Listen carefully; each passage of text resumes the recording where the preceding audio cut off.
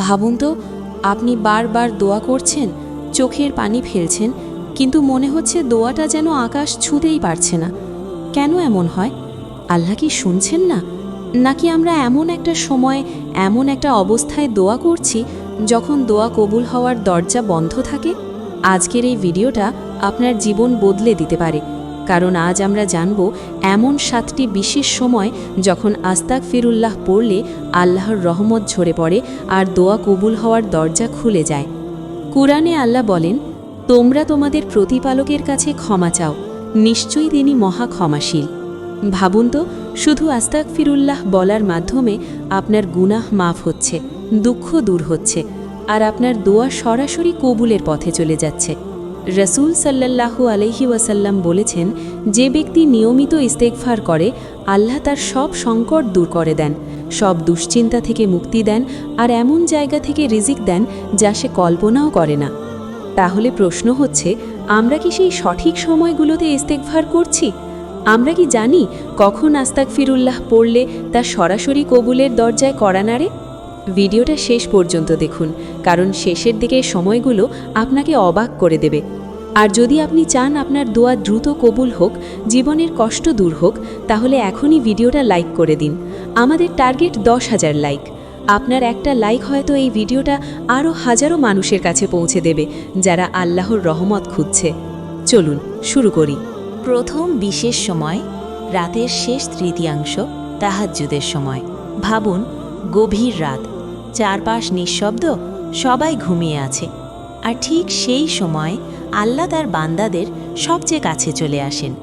এটাই হলো রাতের শেষ তৃতীয়াংশ, তাহাজ্জুদের সময়, দোয়া কবুলের সবচেয়ে শক্তিশালী মুহূর্তগুলোর একটি।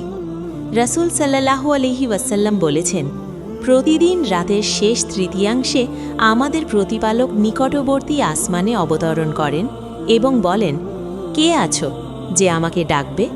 আমি তার ডাকে সাড়া দেব। কে আছো যে আমার কাছে চাইবে? আমি তাকে দেব। কে আছো যে আমার কাছে ক্ষমা চাইবে? আমি তাকে ক্ষমা করব। সহিহ বুখারী, সহিহ মুসলিম। এই সময়ে যখন আপনি নিঃশব্দে বলেন আস্তাগফিরুল্লাহ, আস্তাগফিরুল্লাহ, তখন সেটা শুধু একটা শব্দ থাকে না, সেটা সরাসরি আল্লাহর দরবারে পৌঁছে যায়। এই সময় ইস্তেগফার করলে গুনাহ মাফ হয়, হৃদয় নরম হয়, আর দোয়া দ্রুত কবুল হওয়ার আশা অনেক বেড়ে যায়। কোরআনেও আল্লাহ বলেন, আর তারা শেষ রাতে ক্ষমা প্রার্থনা করে। সূরা আয-যারিয়াত 51-18। তাই চেষ্টা করুন, প্রতিদিন না পারলেও সপ্তাহে অন্তত একদিন হলেও এই সময় উঠে 100 বার আস্তাগফিরুল্লাহ পড়ুন। দেখবেন আপনার জীবনেই পরিবর্তন আসতে শুরু করেছে। হয়তো এই সময়টাই আপনার দোয়া কবুল হওয়ার সেই মুহূর্ত যা আপনি এতদিন খুঁজছিলেন। দ্বিতীয় বিশেষ সময়, ফরজ নামাজের পরের মুহূর্ত। ভাবুন, আপনি নামাজ শেষ করলেন, সালাম ফেরালেন। এই সময়টা কিন্তু খুব সাধারণ না। এই মুহূর্তেই আপনি আল্লাহর সাথে সবচেয়ে পবিত্র সংযোগে ছিলেন। ঠিক এই সময়ই যদি আপনি আস্তাগফিরুল্লাহ বলেন, তাহলে সেটা দোয়া কবুলের এক বিশেষ সুযোগ হয়ে যায়। রাসূল সাল্লাল্লাহু আলাইহি ওয়াসাল্লাম প্রতিটি ফরজ নামাজের পর অন্তত 3 বার আস্তাগফিরুল্লাহ পড়তেন। সহিহ মুসলিম। এটা শুধু একটা আমল না, এটা আমাদের শেখায় নামাজের পরপরই ক্ষমা চাওয়া কতটা গুরুত্বপূর্ণ। কারণ আমরা নামাজ পড়লেও অনেক ভুল হয়ে যায়, মন অন্যদিকে চলে যায়, খুশু কম থাকে। তাই নামাজের পর আস্তাগফিরুল্লাহ বলা মানে হলো, হে আল্লাহ, আমার এই ইবাদতের ত্রুটিগুলো মাফ করে দিন। আর এই সময় করা দোয়া সহজেই কবুল হয়, কারণ আপনি তখনই আল্লাহর ইবাদত শেষ করেছেন। আপনার হৃদয় তখন নরম থাকে, মন থাকে একদম শান্ত। তাই প্রতিটি ফরজ নামাজের পর অন্তত 3 বার, আর সম্ভব হলে 100 বার আস্তাগফিরুল্লাহ পড়ার অভ্যাস করুন। এরপর নিজের মনের দোয়াগুলো আল্লাহর কাছে চাইুন। বিশ্বাস করুন, এই ছোট্ট অভ্যাসটাই আপনার জীবনের বড় বড় সমস্যার সমাধান হয়ে যেতে পারে। তৃতীয় বিশেষ সময়, জুমার দিন, বিশেষ করে আসরের পর থেকে মাগরিবের আগ পর্যন্ত। জুমার দিন এটা কোনো সাধারণ দিন না, এটা মুসলিমদের জন্য সাপ্তাহিক ঈদের মতো একটি বিশেষ দিন। আর এই দিনের ভেতরে এমন একটি সময় আছে যখন বান্দা যা দোয়া করে আল্লাহ তা কবুল করে নেন। রাসূল সাল্লাল্লাহু আলাইহি ওয়াসাল্লাম বলেছেন, জুমার দিনের মধ্যে এমন একটি মুহূর্ত আছে যখন কোনো মুসলিম দাঁড়িয়ে নামাজ পড়া অবস্থায় আল্লাহর কাছে কিছু চাইলে আল্লাহ তা অবশ্যই তাকে দান করেন। শাহী বুখারী, শাহী মুসলিম। অনেক আলেমের মতে এই বিশেষ সময়টা হল আসর নামাজের পর থেকে মাগরিবের আগ পর্যন্ত। এই সময় আপনি যদি বারবার বলেন আস্তাক ফিরুল্লাহ, তাহলে সেটা আপনার গুনাহ মাফের দরজা খুলে দেয় আর দোয়া কবুলের সম্ভাবনা বহু গুণ বাড়িয়ে দেয়। ভাবুন তো, পুরো সপ্তাহে মাত্র একটা দিন, আর সেই দিনের কয়েকটা মুহূর্ত যেখানে আপনার একটি দোয়া আপনার ভাগ্যই বদলে দিতে পারে। তাই জুমার দিনে ব্যস্ততার মাঝেও একটু সময় বের করুন। নিরিবিলি কোথাও বসে অন্তত 100 বার আস্তাক ফিরুল্লাহ পড়ুন। তারপর মন খুলে আল্লাহর কাছে যা চান সব বলুন। হয়তো এই জুমার সেই বিশেষ মুহূর্তটাই হবে যেদিন আপনার জীবনের সবচেয়ে বড় দোয়াটা কবুল হয়ে যাবে। চতুর্থ বিশেষ সময় আজান ও ইকামতের মাঝের সময়। ভাবুন, মসজিদে আজান হলো, হাইয়া আলাস সালাহ। এই ডাকটা শুধু নামাজের জন্য না, এটা আল্লাহর পক্ষ থেকে এক বিশেষ আমন্ত্রণ। আর এই আজান ও ইকামতের মাঝের সময়টা, এটা এমন এক মূল্যবান মুহূর্ত যা অনেকেই অবহেলা করে ফেলে। রাসূল সাল্লাল্লাহু আলাইহি ওয়াসাল্লাম বলেছেন, আজান ও ইকামতের মধ্যবর্তী সময়ের দোয়া ফিরিয়ে দেওয়া হয় না। আবু দাউদ, তিরমিজি। অর্থাৎ এই সময় আপনি যা চাইবেন আল্লাহ তা শুনবেন এবং কবুল করার দরজা খুলে দেবেন। আর যদি এই সময় আপনি বারবার বলেন আস্তাগ ফিরুল্লাহ, তাহলে সেটা শুধু গুনাহ মাফি করে না, বরং আপনার দোয়াকে আরও শক্তিশালী করে তোলে। আমরা অনেক সময় আজান শোনার পর মোবাইল নিয়ে ব্যস্ত হয়ে যাই, গল্পে মেতে উঠি, অথচ এই কয়েকটা মিনিট হতে পারত আমাদের জীবনের সবচেয়ে মূল্যবান সময়। তাই এখন থেকে নিয়ত করুন, আজান হলে আপনি থেমে যাবেন, আজানের জবাব দেবেন, তারপর ইকামত পর্যন্ত সময়টা আস্তাগ ফিরুল্লাহ পড়বেন এবং মন থেকে দোয়া করবেন। হয়তো এই কয়েকটা মিনিটই আপনার জীবনের সেই সময় যখন আল্লাহ আপনার সব কষ্ট দূর করার সিদ্ধান্ত নিয়ে নেবেন। পঞ্চম বিশেষ সময় সিজদার মধ্যে। আপনি সিজদায় মাথা রেখেছেন, মাটির সাথে আপনার কপাল লেগে আছে। এই মুহূর্তে আপনি সবচেয়ে নিচে, আর ঠিক এই অবস্থাতেই আপনি আল্লাহর সবচেয়ে কাছে। রসূল সাল্লাল্লাহু আলাইহি ওয়াসাল্লাম বলেছেন, বান্দা তার রবের সবচেয়ে নিকটবর্তী হয় সিজদার অবস্থায়। তাই তোমরা এই সময় বেশি বেশি দোয়া করো। সহিহ মুসলিম। এই সিজদা শুধু নামাজের একটি অংশ না, এটা এমন এক মুহূর্ত যেখানে আপনি সরাসরি আল্লাহর সাথে কথা বলতে পারেন। যখন আপনি সিজদায় থেকে বলেন আস্তাগ ফিরুল্লাহ, তখন সেটা হৃদয়ের গভীর থেকে উঠে আসে, আর আল্লাহ সেই বিনয় ও কান্না খুব পছন্দ করেন। এই সময় ইস্তেগফার করলে গুনাহ মাফ হয়, মন শান্ত হয়, আর দোয়া কবুল হওয়ার সম্ভাবনা অনেক বেড়ে যায়। আপনি চাইলে নিজের ভাষায় নিজের কষ্ট, নিজের চাওয়া সব কিছু আল্লাহর কাছে খুলে বলতে পারেন। আমরা অনেক সময় সিজদা খুব তাড়াহুড়ো করে শেষ করে ফেলি, কিন্তু যদি একটু ধীরে, একটু মন দিয়ে সিজদায় থাকেন, তাহলে বুঝতে পারবেন এই মুহূর্তটা কতটা শক্তিশালী।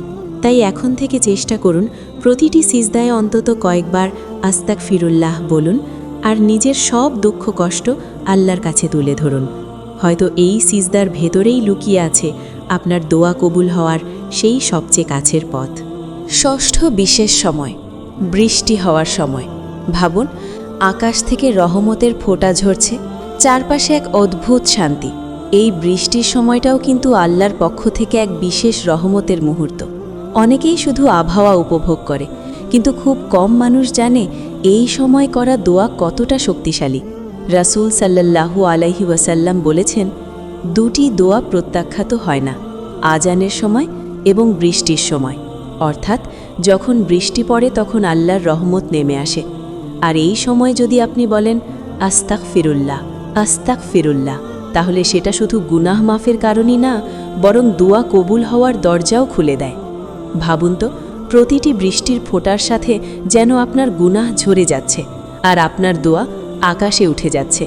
আমরা অনেক সময় বৃষ্টি হলে ব্যস্ত হয়ে যাই, ছাতা খুঁজি, দৌড়াই, আশ্রয় নিই, কিন্তু যদি সেই সময় অন্তত কয়েক মিনিট থেমে আল্লাহকে স্মরণ করেন, তাহলে সেটাই হতে পারে আপনার জীবনের মোড় ঘুরিয়ে দেওয়ার মুহূর্ত।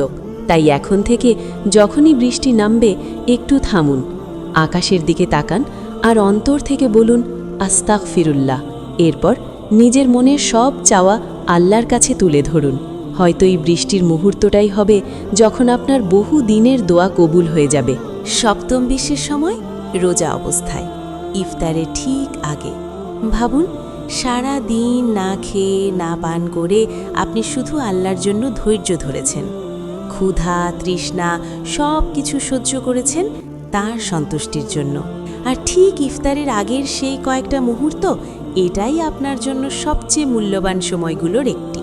রাসূল সাল্লাল্লাহু আলাইহি ওয়াসাল্লাম বলেছেন, রোজাদারের জন্য ইফতারের সময় একটি দোয়া রয়েছে যা ফিরিয়ে দেওয়া হয় না। ইবনে মাজা।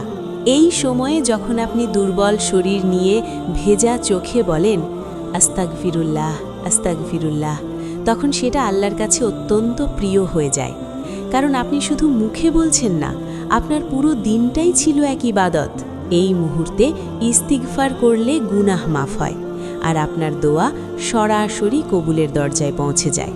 আপনি চাইলে এই সময়ে আপনার জীবনের সবচেয়ে বড় চাওয়াগুলো আল্লাহর কাছে তুলে ধরতে পারেন।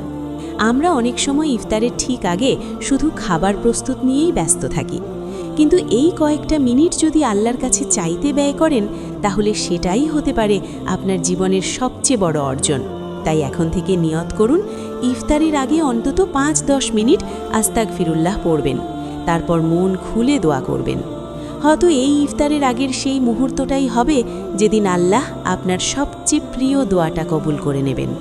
এখন একটু থেমে ভাবুন তো, আপনি এতক্ষণে জানলেন 7টি এমন সময় যেগুলো সাধারণ না, বরং আল্লাহর বিশেষ রহমতের মুহূর্ত। এই সময়গুলোতে আস্তাগফিরুল্লাহ বলা মানে শুধু মুখের কথা না, এটা আপনার জীবনের সব গুনাহ মাফের দরজা, কষ্ট দূর হওয়ার রাস্তা আর দোয়া কবুল হওয়ার সবচেয়ে কাছের সুযোগ। কিন্তু প্রশ্ন হচ্ছে, আমরা কি এই সময়গুলোকে কাজে লাগাচ্ছি, নাকি আমরা ব্যস্ততায়, অলসতায়, অবহেলায় এই মূল্যবান মুহূর্তগুলো হারিয়ে ফেলছি? মনে রাখবেন, আল্লাহ সব সময় আমাদের শুনছেন, কিন্তু কিছু সময় আছে যখন তিনি বিশেষভাবে বান্দার দিকে তাকিয়ে থাকেন, অপেক্ষা করেন কে আছে যে আমার কাছে চাইবে। হয়তো আপনি অনেক দিন ধরে একটা দোয়া করছেন, কিন্তু আজকের পর যদি আপনি এই 7টি সময়ে নিয়মিত আস্তাগফিরুল্লাহ পড়েন, তাহলে আপনার সেই দোয়া কবুল হওয়ার পথ অনেক সহজ হয়ে যাবে ইনশাআল্লাহ। আজ থেকেই শুরু করুন। একসাথে না পারলেও অন্তত একটি সময় বেছে নিন। ধীরে ধীরে সবগুলো সময় নিজের জীবনে নিয়ে আসুন। আর যদি এই ভিডিওটা আপনার মনে একটু হলেও ছুঁয়ে যায়, তাহলে অবশ্যই লাইক করুন, শেয়ার করুন আর কমেন্টে লিখুন আস্তাগফিরুল্লাহ। হয়তো আপনার একটি কমেন্ট, একটি শেয়ার কারো জীবন বদলে দিতে পারে। আল্লাহ আমাদের সবাইকে বেশি বেশি ইস্তেগফার করার তৌফিক দান করুন। আমিন।